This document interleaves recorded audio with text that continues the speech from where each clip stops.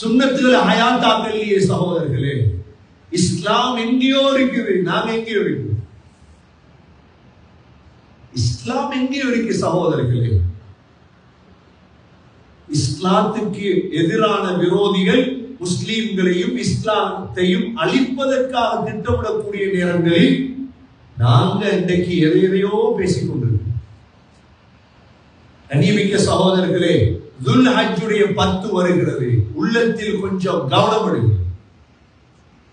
அல்லாஹ் இந்த 10 நாளில் நாங்கள் செய்யக்கூடிய இபாதத்துகளை வைத்து இறக்கப்படலாம். அல்லாஹ் அந்த 10 நாட்களும் சகோதரர்களே இபாதத்திலே கழிக்கணும்.